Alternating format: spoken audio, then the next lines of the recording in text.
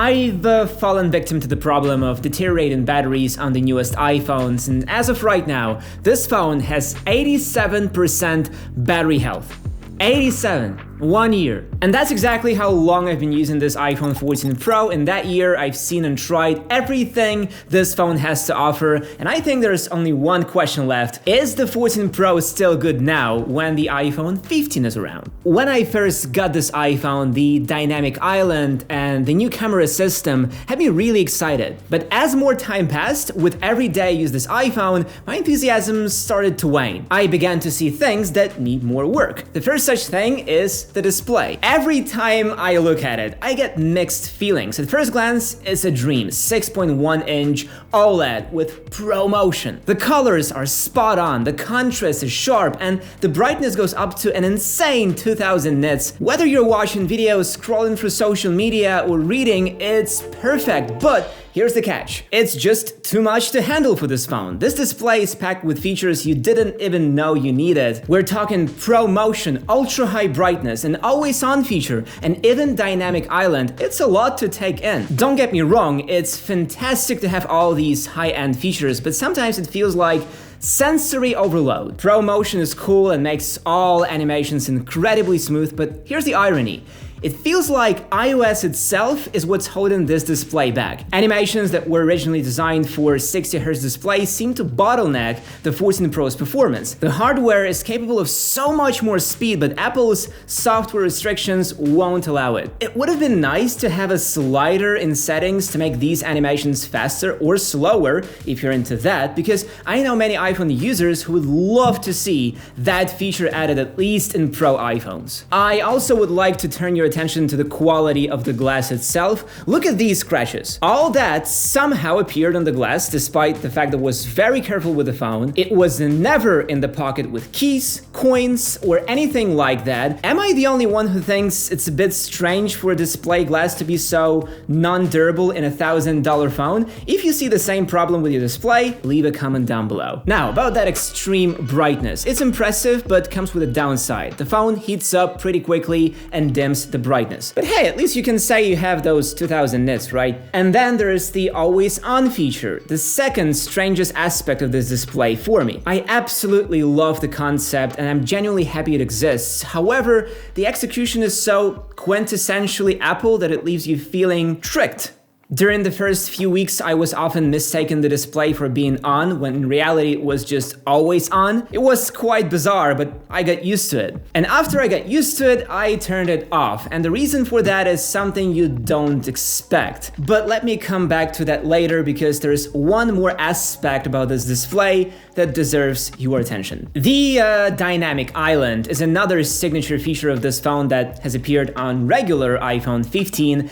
Now it's gonna be with us for a few more years, and I think now for all of you deciding which iPhone to buy, it's especially necessary to know what this pill is capable of. So it's been a year since this pill started to annoy me, so did anything change? Not really. It still feels both groundbreaking and half-baked at the same time. On the surface, the feature feels innovative and surprisingly intuitive, and if you're not actively looking for issues, you probably won't notice any. But pay a bit more attention and you'll start seeing these quirks every time you use it. You will start seeing all the lost opportunities to use it, but in general, I'd say it's a great and fun feature. It's not as bad as you may think, and it's not as good as everyone says. It's somewhere in the middle. Moving on, let's talk about the comfort factor or lack thereof. The phone looks and feels like a premium piece, no doubt, but there are aspects that can really get under your skin. First, it's heavy. Personally, I lean towards lighter phones. If you're coming from an iPhone 13, you'll feel the weight difference right away. Well, listen, I get it. The stainless steel makes it heavier than aluminum,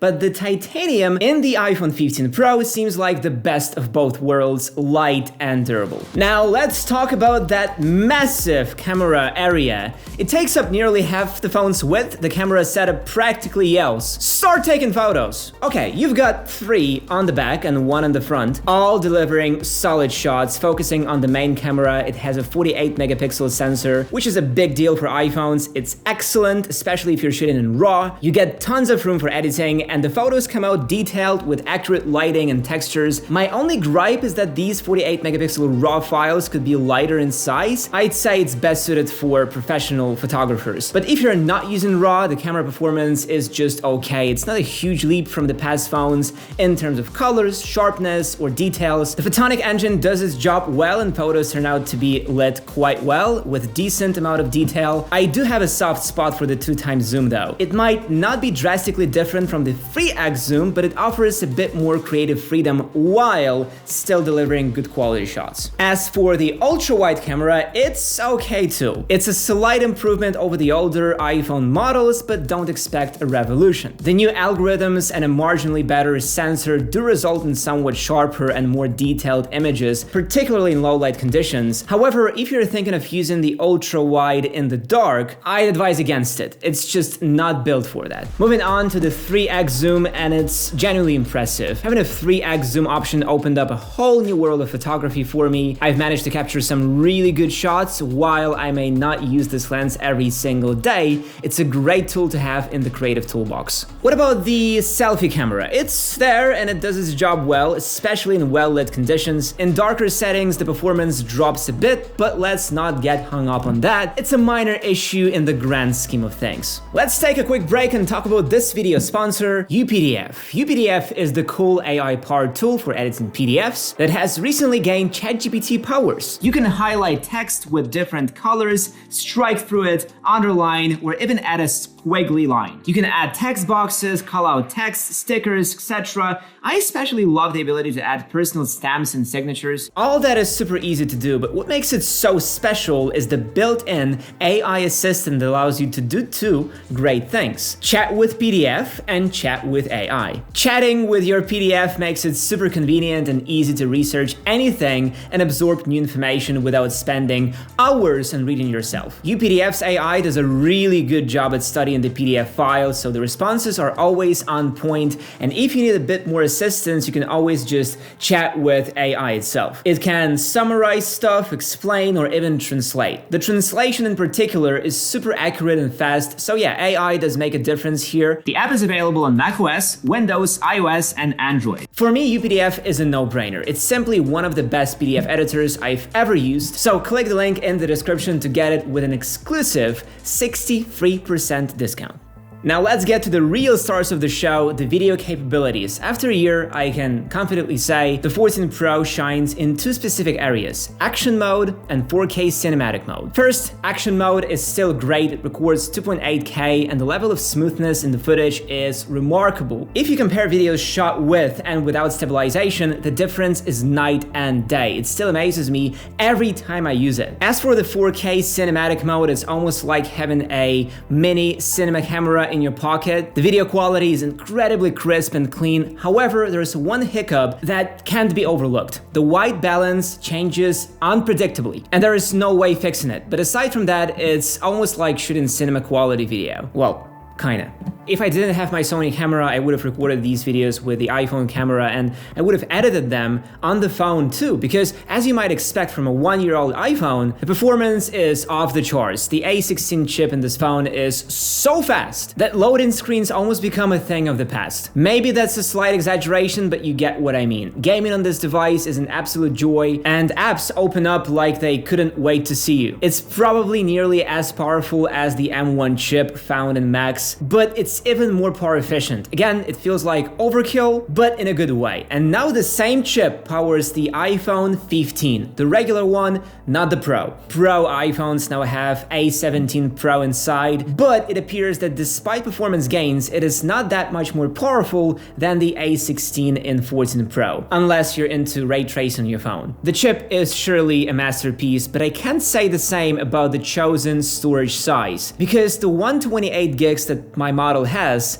been grinding my gears for a while. I can't fathom why this phone comes with just 128 gigs as the base storage. For a Pro device, it should start at least at 256 gigs. Having only 128 gigs feels like a slap in the face. You've got this high performance, feature-packed phone, but you're constrained right out of the gate because you'll run out of storage in no time. So if you want to buy this phone right now, don't get 128 gigs unless you're a person with no games, no movies downloaded, no photos. You got the gist. 256 gigs is the least storage you should consider because you can't upgrade it later. And don't you dare saying something about flash drives that connect via Lightning or using a Lightning to Type-C adapters and connecting external SSDs. We as buyers cannot make any changes to the device's internals, and even replacing the battery is out of the question because I desperately need that. Yes, I've fallen victim to the problem of deteriorating batteries on the newest iPhones. As of right now, I told you this phone has 87% battery health, which I find ridiculous, and I'm a casual user. I mean, I rarely play games on my phone, I rarely shoot videos on my phone because I have my Sony camera, and still the battery drains like crazy. That's why I turned off the always on display and use a bunch of other tricks to save battery. It just doesn't cut it for me. The battery is in red at around 5 p.m. Sounds absurd, but that's exactly what's happening. So maybe you shouldn't consider this phone for purchase because of this. Because you're gonna take out $900 for a phone. Do you really want one with a battery that will die in a year? Yep, you heard me right, over $800. That's how much it costs on Amazon, and that's a refurbished phone. So think carefully before making this decision because the regular iPhone 15 might be a better deal for you. It has almost the same cameras, almost the same display, the same chip, but it's relatively cheap and comes in much more fun colors. If that's not enough for you, then maybe you should go straight for the iPhone 15 Pro. Anyway, thank you for watching, guys, and see you in the next one.